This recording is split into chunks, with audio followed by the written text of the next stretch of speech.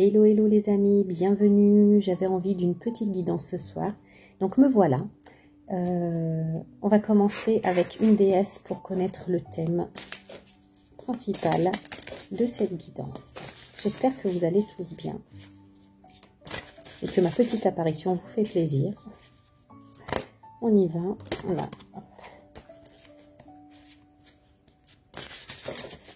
Elle est là. Nous avons Aphrodite. Je rigole parce que Zora, ça veut dire Vénus, enfin, c'est l'astre Vénus. Et qui est, dans la déesse, c'est Aphrodite, ou Vénus d'ailleurs. Il y a de l'amour dans l'air, abandonnez-vous. Oh ben, je suis bien contente de venir avec une telle nouvelle, tiens. Il y a de l'amour dans l'air, abandonnez-vous.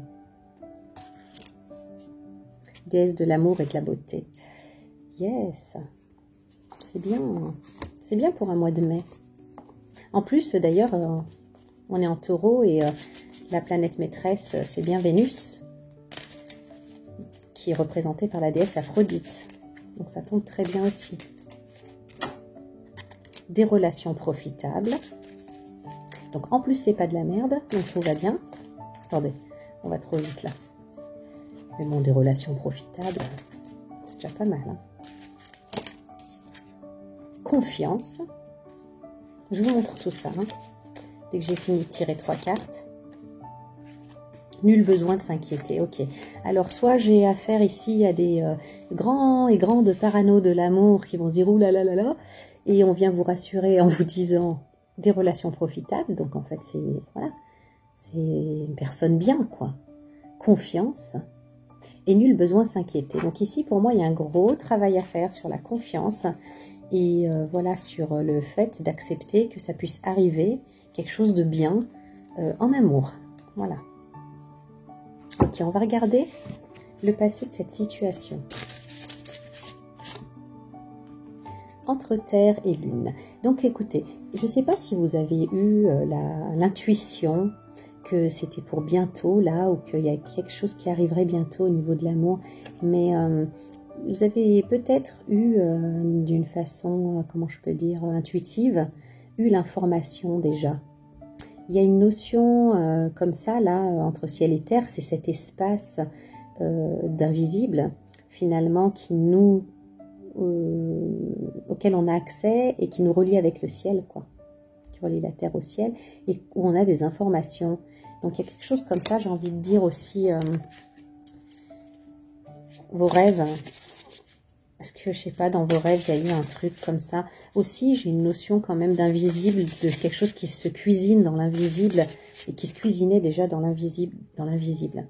Donc ici, j'ai l'île de la méditation. Ok, ça c'est dans le présent. Vous êtes quand même vachement retranché sur vous-même pour essayer comme d'avoir des réponses, d'avoir justement cette connexion avec le divin.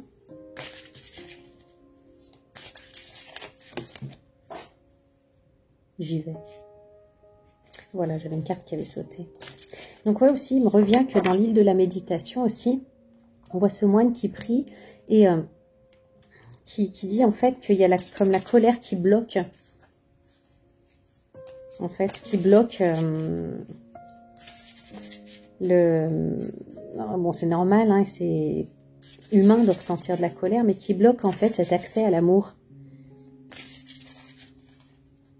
Et qui conviendrait de travailler sur soi, de travailler sur un alignement, en fait, arriver à être parfaitement aligné pour pouvoir recevoir et ressentir l'amour. C'est ça qui vous fait douter aussi, qui peut vous faire douter au moment où vous rencontrerez cet amour qui est dans l'air. Futur, l'enchanteur, ok. Donc le présage, le conseil et le présage, c'est Merlin, l'enchanteur, qui vient nous le donner. Et c'est pas rien, parce que Merlin, il est vieux, il a de la maturité, il a beaucoup de savoir. Et il vient en fait vous conforter dans le fait que voilà, vous avez roulé votre bosse, que vous avez vraiment de l'expérience, vous avez eu des expériences pas faciles en plus, initiatiques, hein, et qui font que vous en êtes là où vous en êtes maintenant. Et là où vous en êtes maintenant, eh ben, c'est plein de sagesse, plein de discernement. Votre vibration, elle n'est plus celle qu'elle était. Et d'ailleurs, peut-être que même récemment, vous avez pu constater que des personnes qui étaient autour de vous ben, ne le sont plus, s'en vont, parce qu'elles ne sont plus de votre vibration, donc il ne faut pas vous en étonner, en fait, il faut accepter, et que d'autres arrivent.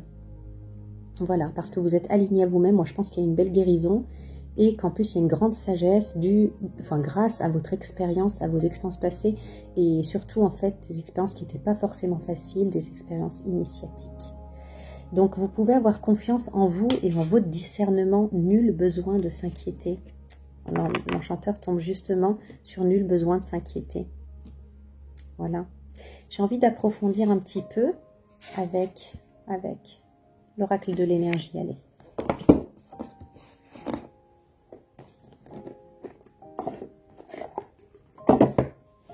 L'oracle de l'énergie. Je vais remettre ça par ici.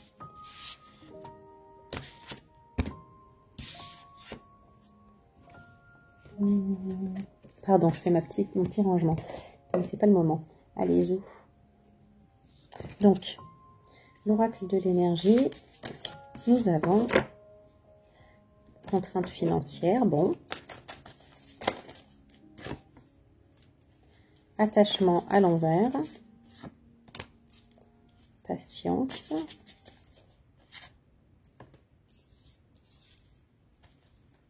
Et le yin et le yang. Moi, je crois que ici, vous avez quand même vachement retrouvé un équilibre.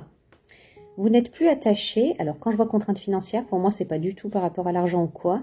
Mais vous n'êtes plus tant dans l'esprit matérialiste, dans le sens où vous considérez beaucoup plus l'existence dans son ensemble spirituel et matériel.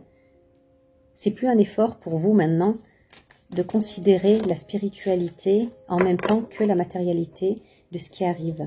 5e chakra, Gabriel. Nous avons le chakra de la communication, le monde, la corne d'abondance. Je pense que vous êtes beaucoup plus ouvert maintenant.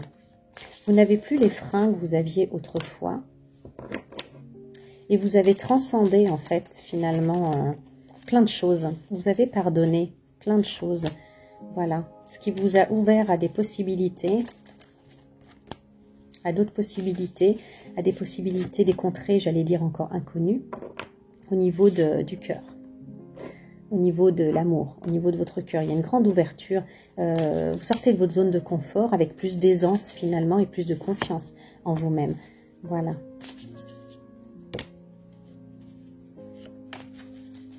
Est-ce qu'on a encore quelque chose ? J'ai la victoire. Ok, bon. On va regarder avec l'oracle des fleurs, si je le trouve. Avec l'oracle des fleurs, si on a un petit conseil, un petit quelque chose par rapport à ça.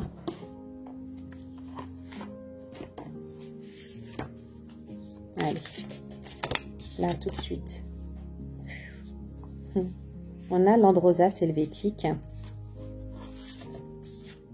Donc je vais vous lire le message. L'Androsas helvétique. Ok. Laisse le temps au temps, fais le dos rond et ne t'entête pas face à l'adversité. Donc ici, ça parle de blocage, de patience. Les choses ont mis du temps à venir. Ok. Et on a la Rome.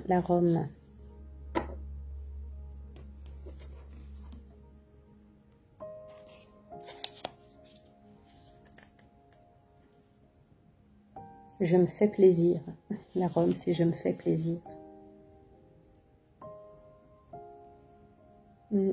Enrichi de l'enseignement, de l'épreuve, vous voilà prêt à renaître, à rebondir. Vous remettez sur pied, même si pour cela vous avez dû lâcher quelque chose. Voilà, c'est ce qu'on racontait sur l'histoire de Merlin l'Enchanteur. Que vous allez, oui, je crois pas qu'on aura quelque chose de nouveau ou de plus. Non. Bon, bah écoutez, c'est plutôt bien. Une petite guidance sympathique, hein, qui n'est pas dramatique, quoi, qui vient vous rassurer. L'amour frappe à votre porte. Ne laissez pas vos vieux démons, vos vieilles craintes gâcher cela, parce qu'en fait c'est quelqu'un de bien, tout simplement, que c'est possible que ça se passe d'une super manière. Et la seule chose qui pourrait gâcher le plaisir, finalement, comme le dit la Rome, je me fais plaisir, la seule chose qui pourrait venir mettre une petite ombre là-dessus, ce serait de douter de votre discernement et de dire peut-être je suis en train de me faire avoir, dans le passé j'y ai vu que du feu. Non, le passé vous a aidé à grandir, vous êtes maintenant comme l'enchanteur, voilà, prêt à vivre l'enchantement en toute sagesse, justement. Donc voilà. Et ben voilà pour ce petit message. Je vous dis à bientôt et je vous souhaite une belle semaine. Bye bye.